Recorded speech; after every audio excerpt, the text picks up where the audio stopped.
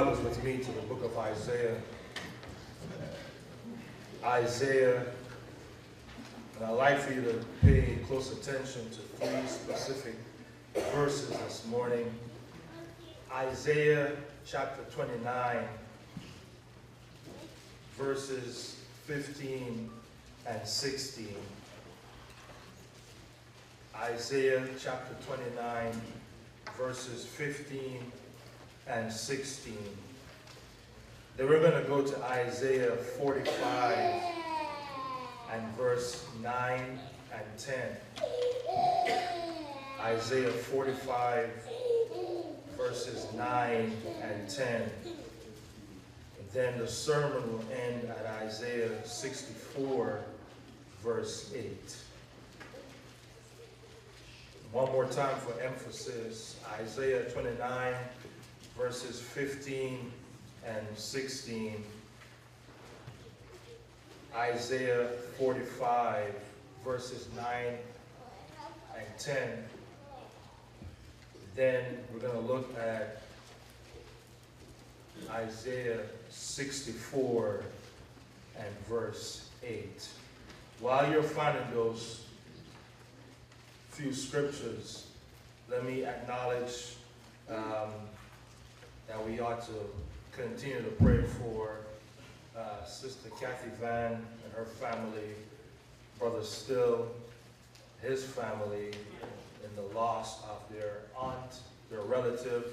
A few of us were able to go and to celebrate with that family in her life, and want to encourage you to keep praying for that family. And then it was also encouraging to see Brother Still encourage his family.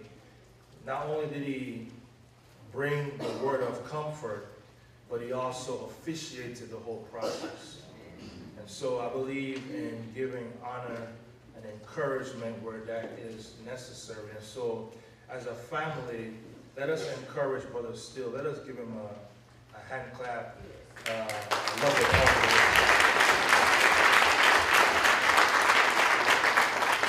I know his mother was proud, his family, his wife was there, they were proud, and so as a church family, we ought to be proud. He did an excellent job, and we look forward to what the Lord will do with him in his ministry, social action, and teaching God's word. And then on tomorrow, as a church, we'll be able to celebrate the life of our own Brother Ted Morris, husband of Sister Sue Morris, who we love dearly. She is just a joy and a light to my life. She's just a real sister, a real person. Whenever we have had few conversations, but whenever she opens her mouth, she's just real. She's just going to tell me like it is and encourage me like it ought to be. And so I just thank God for her and what she means to my ministry personally, and then what she means to this church. And so Sister Sue, tomorrow we're going to keep it real with you and be there with you and to encourage you like you have. And so if you're interested in going tomorrow at 11 a.m. at the Dignity Memorial Park Cemetery, Funeral Home and Cemetery. It's on Kelly, North Kelly. It is on the east side of Kelly. It's right across from the Bob Howard car dealerships if you need a marker.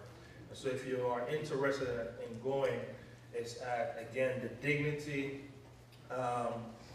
Funeral Home at the corner of Kelly and Memorial Road. And so the chapel is going to be in the chapel, and the chapel is on the east side of the funeral, the park. And so if you're at the cemetery, and so if you're interested in attending, again, that's 11 a.m. Tomorrow morning. And then today, the viewing will be today, December the 4th, at 3 to 6 p.m. That's 3 days for emphasis, then we'll get into the lesson for this morning. It says, woe to those who seek deep to hide their counsel far from the Lord. Their works are in the dark. They say, who sees us and who knows us? Surely you have things turned around. Shall the potter be esteemed as the clay? For shall the thing made say of him who made it, he did not make me?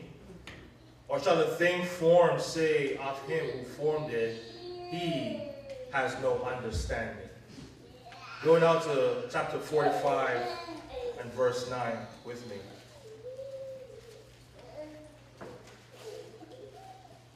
'45 and verse 9, Isaiah wrote these words, "Woe to him who strives with his maker. Let the potsherd strive with the potsherds of the earth.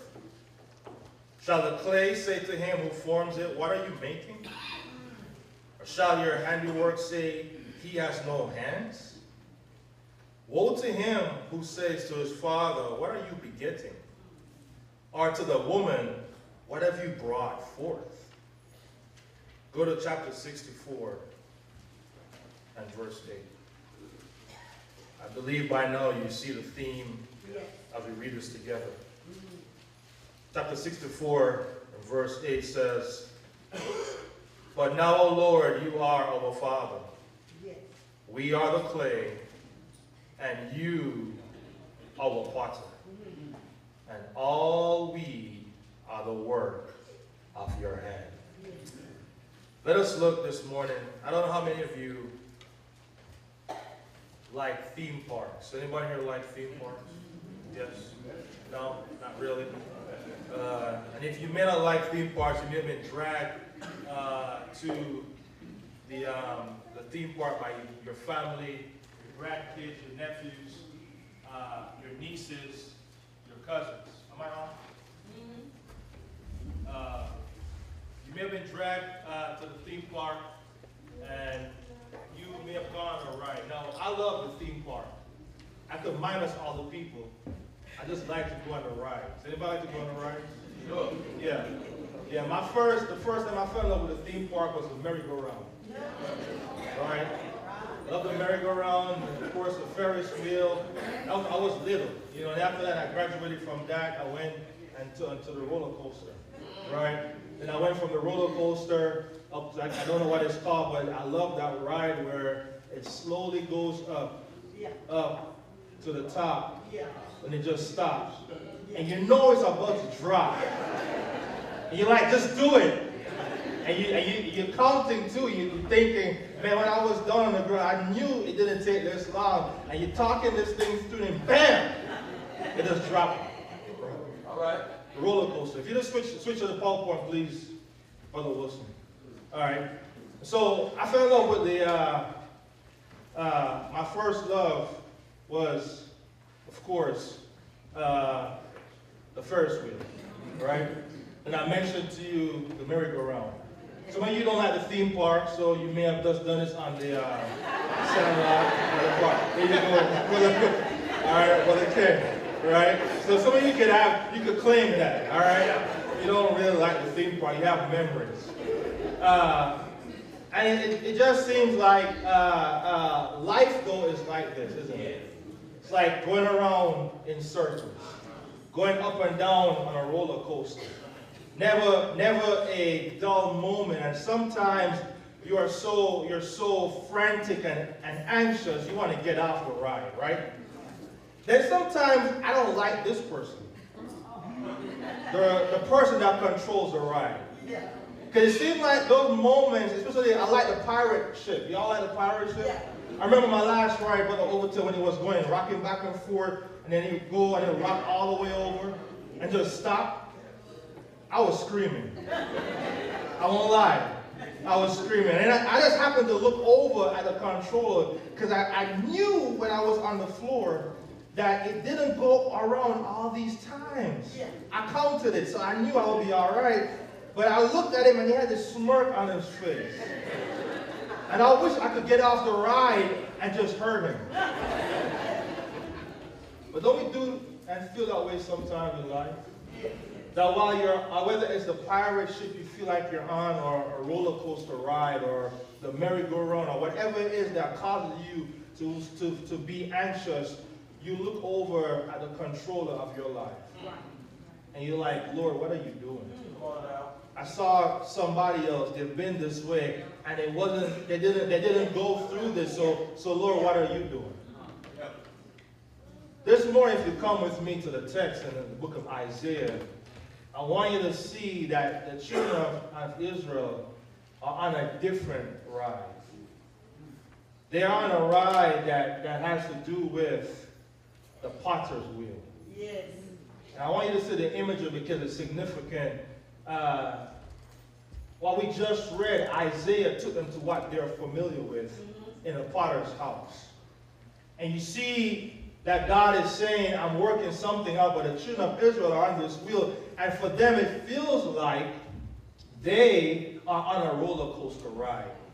Of course, they didn't have a roller coaster back then, so the only thing that Isaiah could pull for was a potter's wheel as he tries to give an imagery. And I want you to see this vivid imagery, because when we get to the text, you will see, it will make sense to you what is happening in the context of Isaiah. The children of Israel are in exile because of their sinfulness. That's right. All right? They are where they are because of what they're going through. I know you're keep watching the video, but listen to me. Right? Because the imagery you have in your mind will make sense when we get to the text. They are in exile. They're going through bondage. They're being oppressed. And life isn't going the way they expected, especially because they are God's children. But I stopped by to tell you this morning, just as how the children of Israel are on a wheel, you are on a wheel also. You're on a potter's wheel, or you may be on that roller coaster of your life. And I stopped by this morning to tell you, don't get off the wheel. That's right. But keep staying on the what? The potter's wheel. Stay on the wheel. Now, what do you think would happen if you jump off the ride while the ride is still being operated? It'll be a mess. It'd be a terrible thing. My brother Peachy, I can tell you did jump off the wheel, didn't you? Right? But stay on the wheel. Whatever life is bringing you, whatever circumstance you're going through, don't lose hope. God is working something out. So number one, I want to encourage you that you don't want to get things twisted. That's right. Because, see, sometimes, what's interesting, look at the text, it says, woe to those who seek deep to hide their counsel far from the Lord, and their works are in the dark. They say, who what? Sees us, and what? Who knows us? Surely you have things turned around. You have things what? Twisted.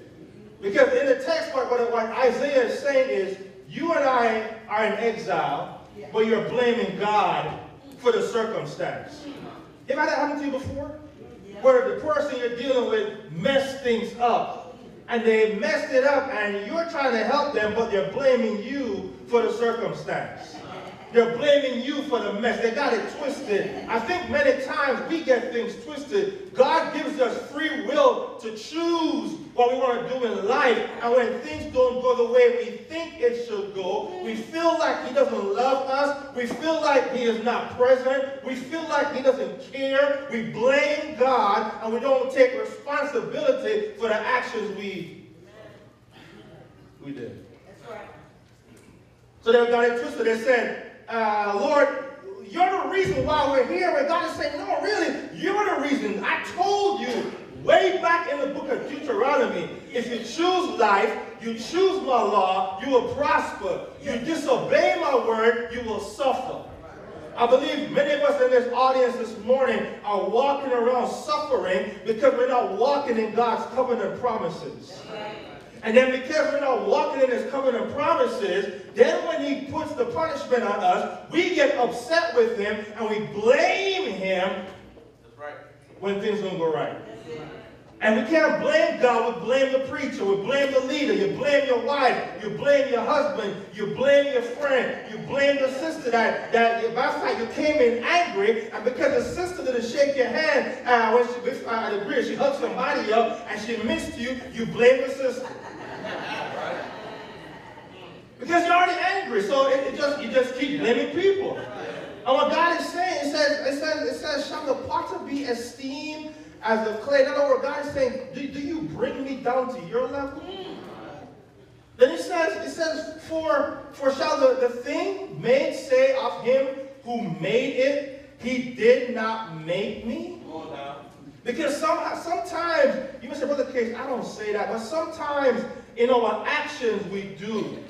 It looks like when we don't come to church because we're angry. Yeah.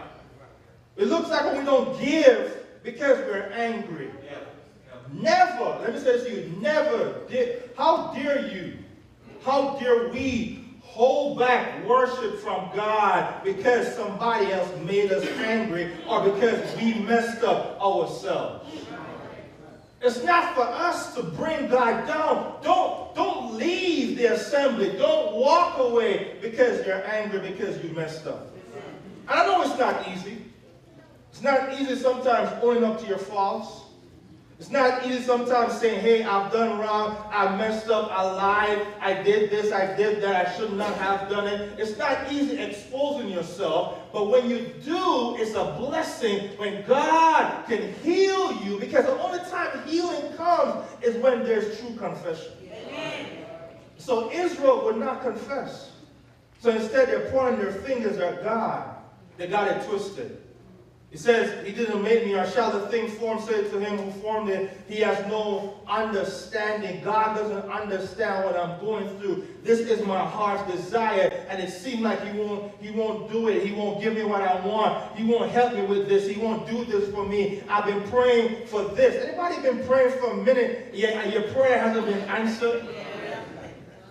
But sometimes God is trying to get your attention. You see, we could be praying for something and we forgot to say, Lord, I'm praying for your will. Yes. Okay, see, watch this now. When you pray for his will, you still got to sit and wait for his will to be revealed. But it's hard, especially what you have in your heart is burning, but then your heart is not burning for what he wants, and so it becomes a tug-of-war because you just don't know what he wants, but when he's trying to work it out, it's hard to sit still. It's hard. God, you don't understand what I'm going through.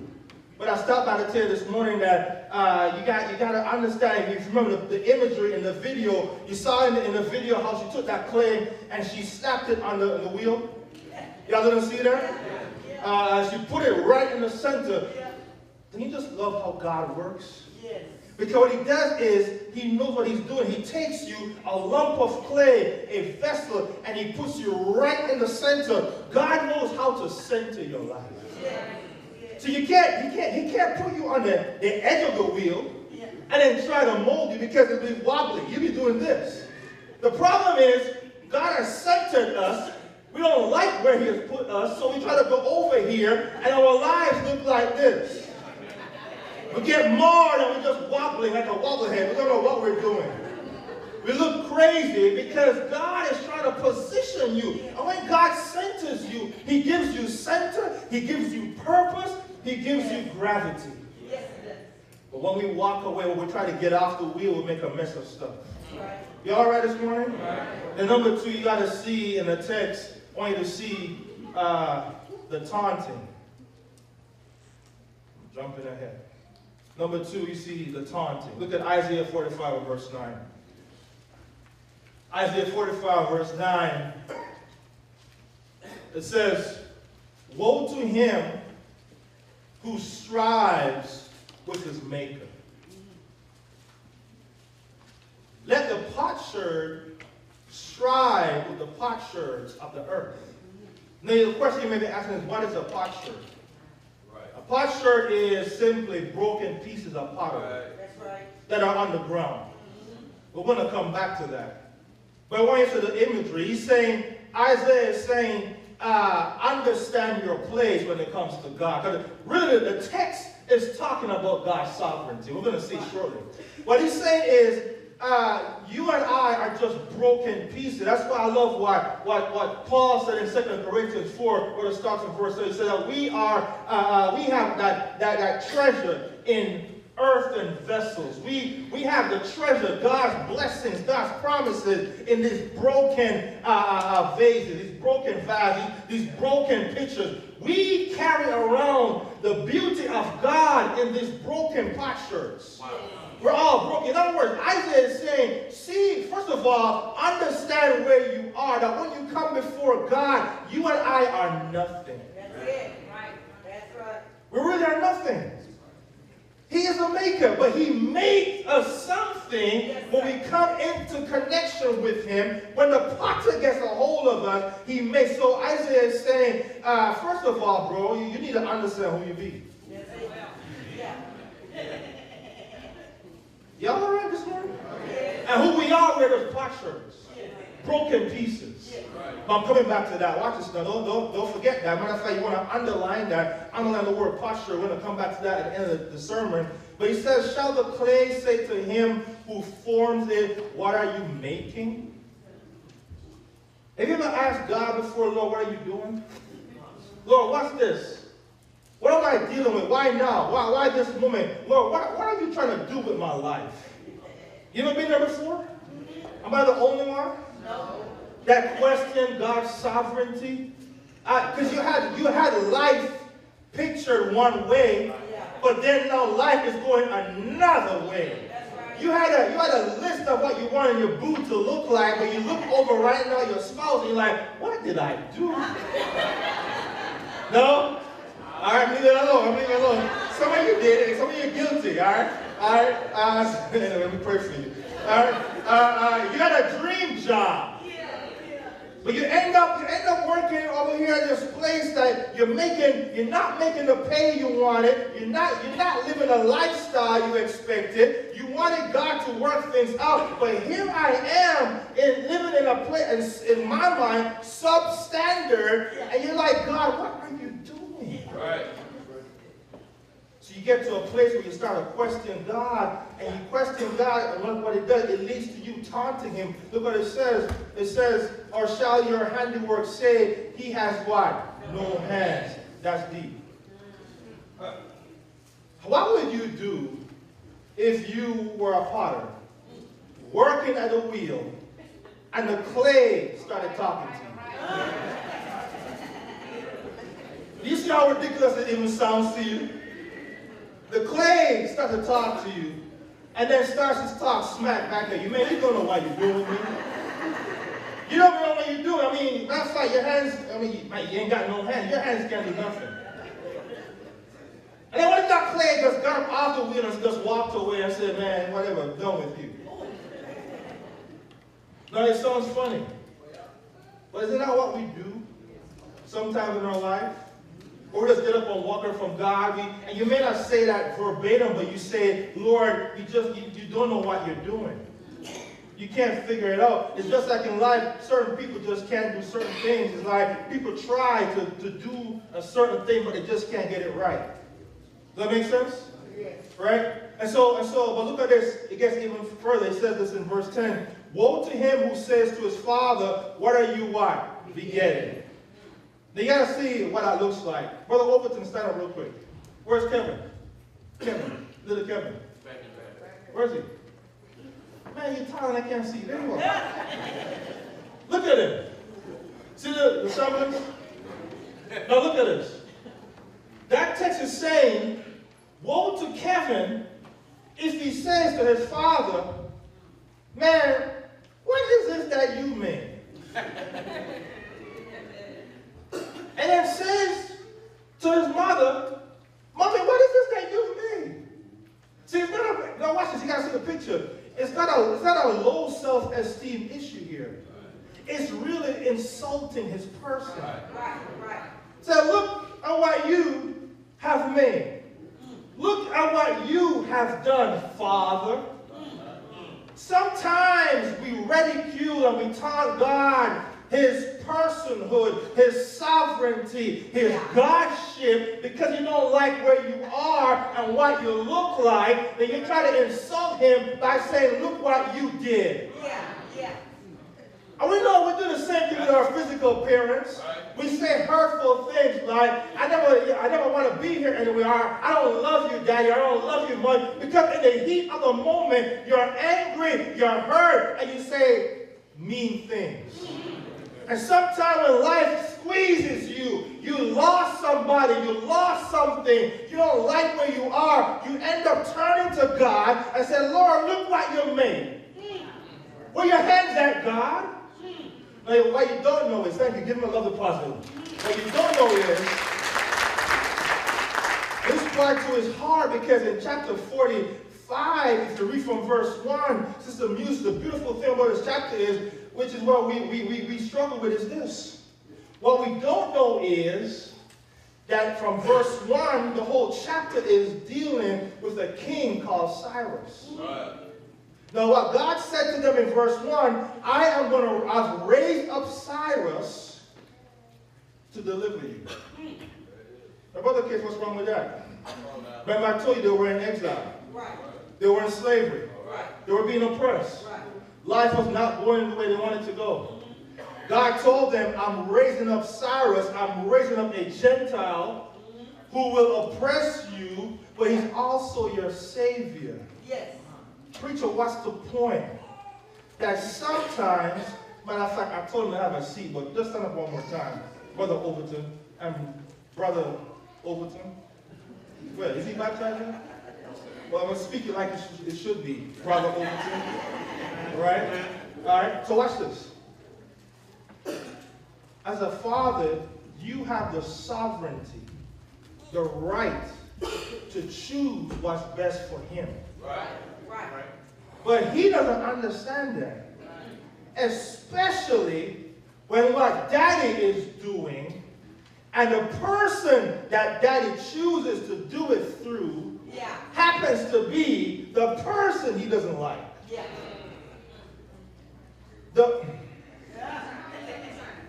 The person that his father chooses to bless him through is a person that hurt him or is hurting him or he just doesn't like because that other person is getting the girls and messing up his swag.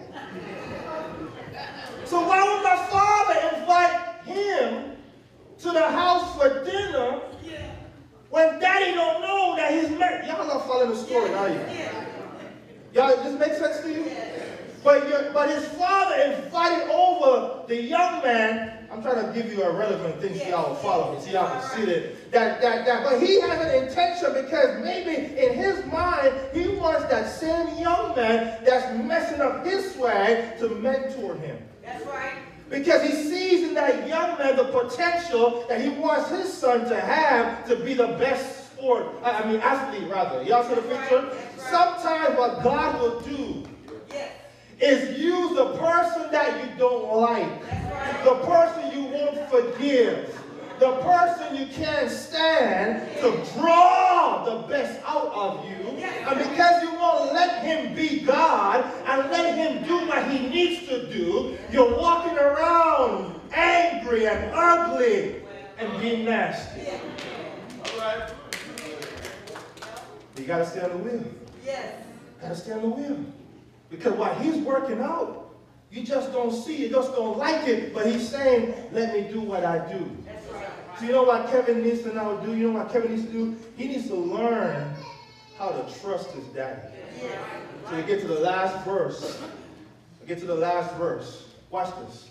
He says, matter of fact, take your seats. I appreciate you. I know you guys are tough. All right? The last one is trust him. We got to learn to trust him. See, when you stay on the wheel, church, everybody says stay on the wheel. Stay on the wheel. Look to your neighbor and say, neighbor, stay on that wheel. Stay on that wheel. Now here's why. I'm going to my seat, but you got to get this. Here's why you need to stay on the wheel. You stay on the wheel, number one. When you stay on that wheel, number one, you learn that he is Lord. You got to learn to stay on the wheel. Let God bless you. Yeah. Let God help you. Yeah. When you stay on the wheel, you'll learn that he controls, he's over the wheel. That's right. You'll learn that he is master. Oh, he created the wheel. And so if God made the wheel, don't you think he knows what he's doing? Yes, sir.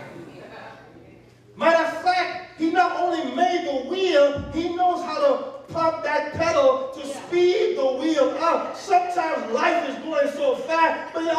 knows how to slow it down. That's right. He also knows how to choose the clay. You see, you and I are not here by happenstance. And the things you're going through, you're not going through by happenstance. You're going through it because God is Lord. Yes, sir. And what that means is, as Lord, He knows best. Yes. It's hard to accept. Yeah, that's right. It's hard to deal with. Yeah. But if you get off the wheel, you're going to get hurt. Yes. It's on the wheel you learn that He is Lord. Amen. Number two, you learn that He's Father.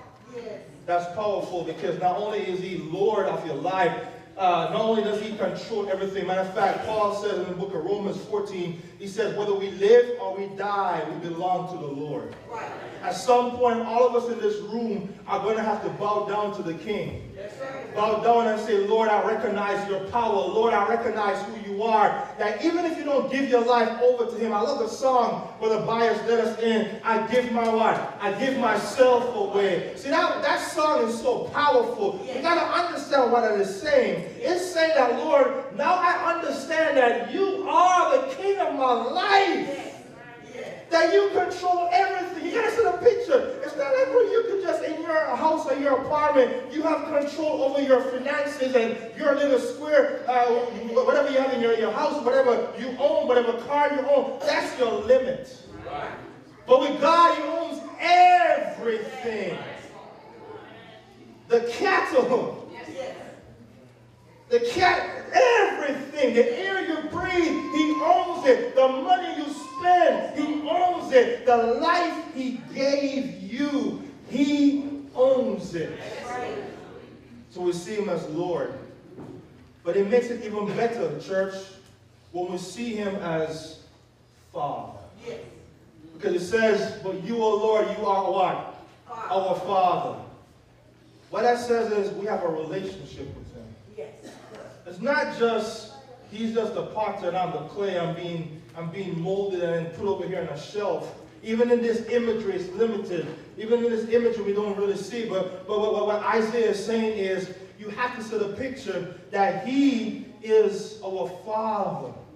Because if you go back to Genesis, remember Genesis 2, Corey, where it says that He took dust. Yes. And He what? Formed man. And He did what? Come on, walk with me. He did what? Breathe Himself into the dust. Yes. And the dust became a living soul. That's right. That means that God seeks to be intimate with each and every one of us. Yes. The issue is, and we find it difficult to be intimate with Him. We find it difficult to be open with Him. Even those of us who are walking with Him, even right now, I believe we have not truly been intimate with God, where we could say, He is my Father. Yes. You know what I love when I used to be on those rides when I was a little boy? I used to get on the rides. I just love the thrill of the ride, the roller coaster ride. But one of the things was when I get on the ride with a Christmas, I'm screaming, I'm yelling, take me off. Oh Lord, I'm going to die and all this stuff. But when the ride is over, and my mother or my father or my uncle is standing to the side, I can run to them and I get some sense of comfort. And after I get squeezed and encouraged and afterward, then I say, okay, what's the next ride? And that's how it is. That when we stay on the wheel, He's going to squeeze us and push us and turn us around, and He's going to mar us and shift us and shape us, and we won't like it. We're like, Lord, stop. I don't like what you're doing. But afterwards, He holds us. And we say, okay, let's go again, Lord. Yeah. But if you don't let Him be your Father, That's right. if you don't let Him be your God, then that's when life gets hard. You get to the point where you're like, I can't catch my breath. It's like one thing after the other. But when you just stop and say, Lord, please just hold me right now. Yes. Lord, please hear my cry. Lord, please, I'm tired. Give me some rest for my spirit, my soul. Refresh me, Father, please. He will do it. That's it. And when you let Him do it, then you can go on for the rest of the week. That's right. But look at the next one. He says, we are the what? Clay. And you are what? Our potter. Every weekend, I think I've told this before, every weekend when I was growing up, we had to clean the house every Saturday. Every single Saturday. Can you tell I hated it? Did I say every Saturday? Now, I've gotten so used to it, but I hated this part, Brother Petrie. I hated being assigned to the living room.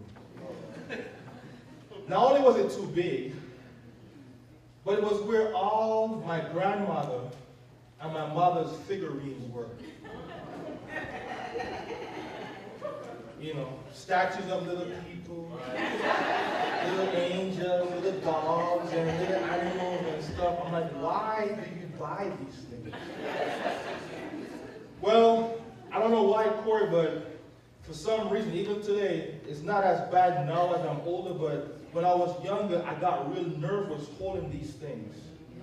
My palms would get sweaty because I felt they were just fragile. I'm like, why you? And then I hated this because if I didn't do it right, if I didn't dust them right, my grandmother and my mother would go back and check every piece. I'm like, why are you checking everything? And then if I didn't dust everything, I got to do the whole living room all over again.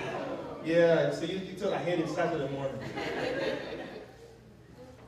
But there are some times my nervousness will get the best of me, and I will drop one. And then there are times when I drop it, and you know, I can pick it up, get some crazy glue, and put it back together.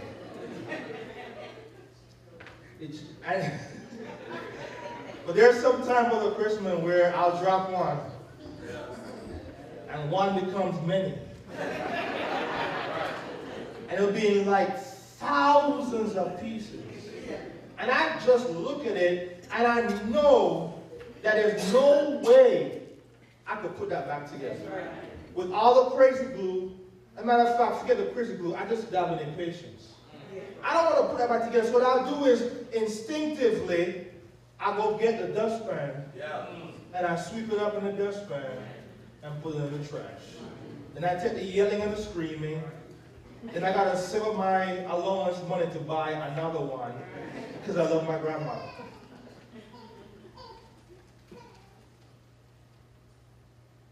You remember that verse in Isaiah 45? Yes.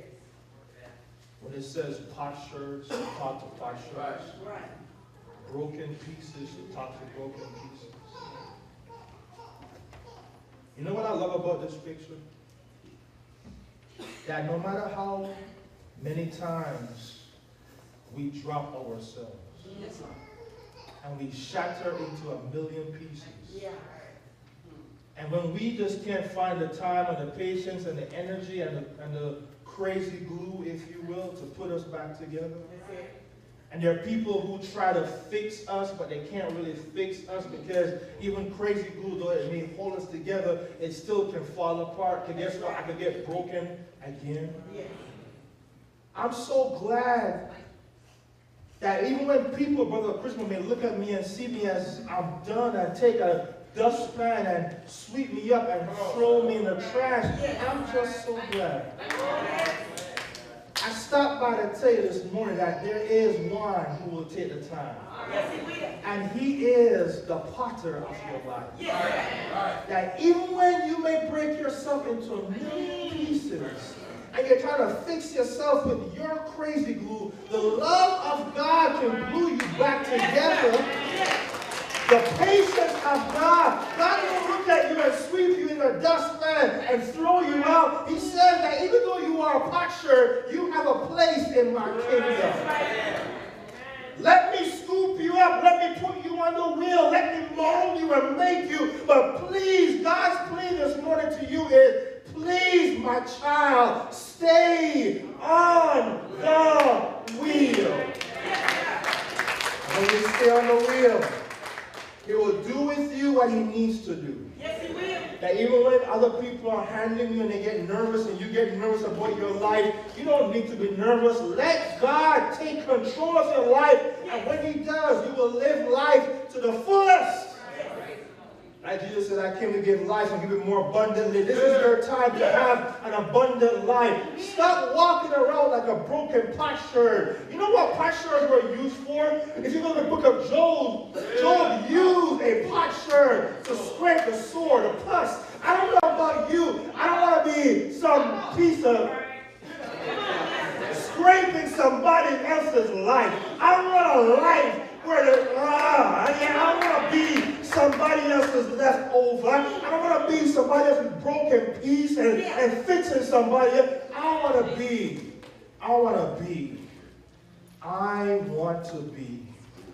God's handiwork. Yes. But for that to happen, stop trying to fix yourself. That's it. Stop trying to jump off the wheel. Stop trying to be a woe's me kind of person and lift up your head and stay on the potter's wheel. I don't know who I'm talking to this morning, but if you're here this morning and you got things twisted, you've been asking where's God's hand, God has been working it out. He has never left you. The beautiful thing in this passage is that though they were in exile, they were going through what they were going through because of their mistake, their choices, he still stayed with his people. Even though you're going through hell, God is with you right now. But you and I need to acknowledge his power and his presence. If you are not yet a child of God, you can't call him Lord, you can't call him Father. This is your opportunity, because guess what? The devil is only about breaking you down. That's right. Messing up your life. He lies to you, he tells you what you want to hear, and then make you break, you fall into pieces, and he throws you away because the devil is defeated, he is miserable, and misery loves company. I don't know about you, but I want to be in the company of Satan. Do you want to keep Satan company? Do you want to drink coffee with him? Chat it up with Satan? Well, get up from the table right now and come to God. You make that move. He says, Satan, no more conversations, no more living it up, no more hanging out with me and God. God is better for me. I want what's better for me. Satan, you're about breaking me down and breaking me into pieces. God will put me back together. I want to say bye-bye. Satan may just be that girl. He may just be that boy. He may just be that thing. He may just be that feeling. Say to Satan right now, no more. I'm staying on the potter's wheel. Right. Is that what you want to do this morning as we stand and as we sing?